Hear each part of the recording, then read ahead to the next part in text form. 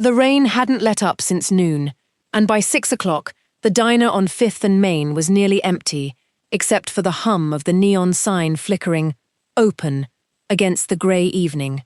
Maya Coleman had been on her feet for 9 hours straight, her apron stained with coffee rings, when the bell above the door jingled and an old man shuffled in, soaked to the bone. He was thin, too thin, with a threadbare coat that had seen better decades, and shoes held together with what looked like duct tape.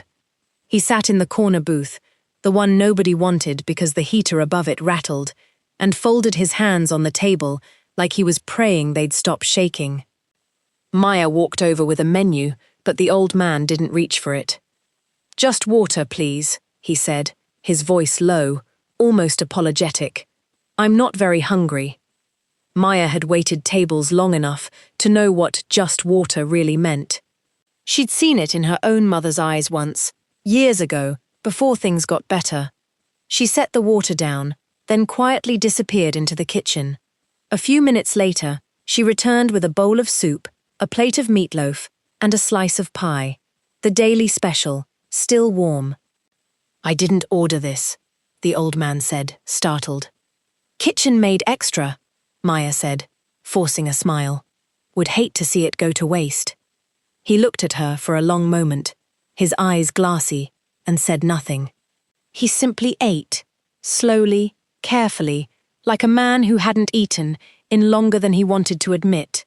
When he finished, he tried to press a crumpled dollar bill into her hand. She refused it, gently closing his fingers back around it. "Keep it," she said. "Buy yourself something warm for that walk home." What Maya didn't know was that her manager, Russ, had been watching from behind the counter the entire time. "You gave away a full dinner special," Russ snapped, the moment the old man left, the bell jingling behind him. "That's coming out of your check." "He didn't have money," Maya said. "He was hungry, Russ. It's a bowl of soup." "It's a violation of policy," Russ said, loud enough for the 2 remaining customers to hear. "You know what? Don't bother finishing your shift. Clock out. I'll have Denise cover the rest." The words landed like a slap. Maya stood there, humiliated, as the other server averted her eyes, and a customer near the window pretended to study his phone. She untied her apron with trembling hands, said nothing, and walked out into the rain without her coat. She didn't tell anyone what happened. She went home, replayed the night in her head, and told herself it didn't matter. Some things were worth more than a paycheck.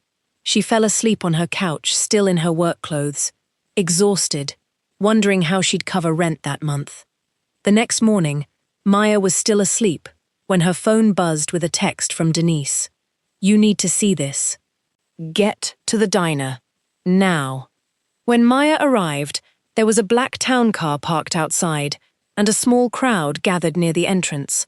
Russ stood by the door, pale, wringing his hands as a tall man in an impeccable grey suit walked out of the diner, flanked by 2 people carrying folders and a laptop. Maya recognized him immediately, not from having met him before, but from the eyes. They were the same eyes as the old man from the night before, only sharper, more composed, carrying none of the hunger she'd seen in his father's face. "Ms. Coleman?" the man said, extending a hand. "My name is Elijah Whitfield. I believe you met my father last night." Maya's stomach dropped. Is he all right?" "He's fine," Elijah said, a small, tired smile crossing his face. "Better than fine, actually. He has dementia. Wanders sometimes. We'd been searching for him for 6 hours last night, before a hospital called to say someone brought him in, warm and fed, saying a kind young woman at a diner had taken care of him before he found his way to a payphone." Maya's hand went to her mouth.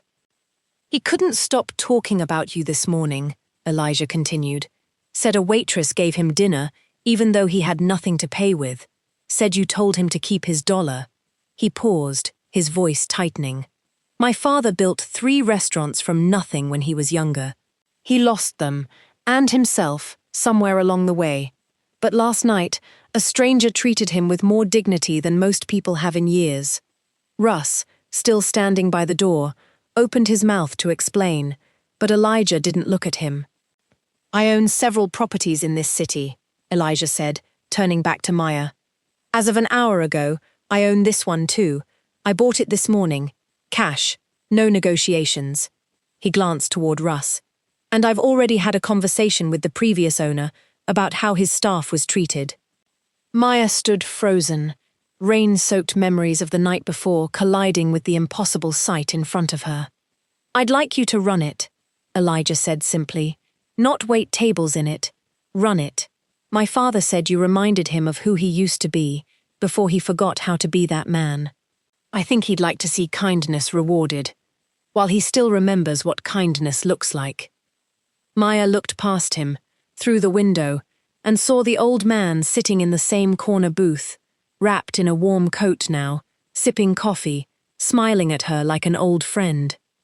She realized then that the smallest act, a bowl of soup, a returned dollar, a moment of dignity offered without expectation, had rippled further than she ever could have imagined. Sometimes, kindness doesn't just change a life, it changes yours too.